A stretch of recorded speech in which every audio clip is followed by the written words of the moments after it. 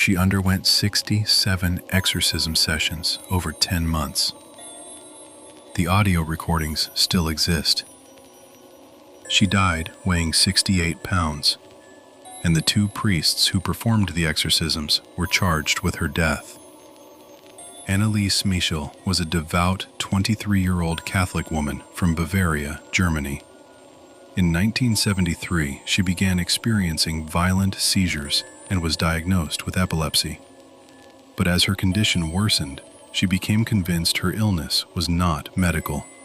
She believed she was possessed, and eventually, so did her priests.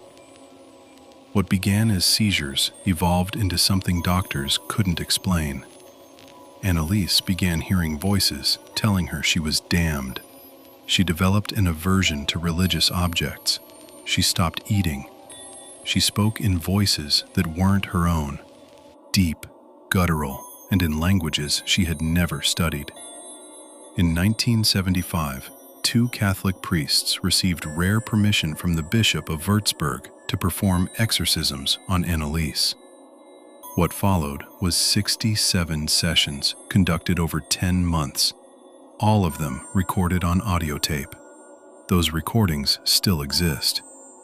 People who have listened to them describe voices coming from Annelise that sound physically impossible for a human being to produce. She identified herself during sessions as multiple demonic entities, including Lucifer, Judas, and Adolf Hitler, speaking through her body simultaneously. During this entire period, she was also under the care of medical doctors who continued treating her for epilepsy. The two treatments ran parallel, medicine and exorcism, for the entire 10 months. On July 1, 1976, Annelise Michel died.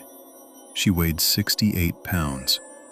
Her knees had been completely destroyed from performing over 600 genuflections during exorcism sessions.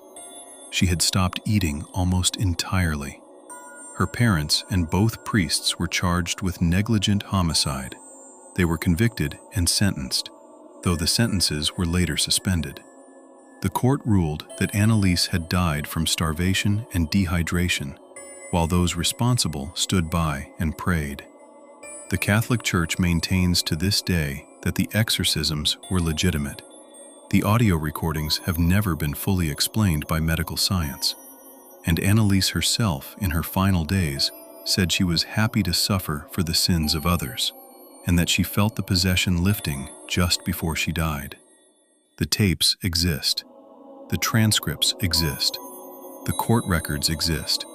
And nobody, not doctors, not scientists, not the court that convicted the priests, has ever been able to fully explain what is on those recordings.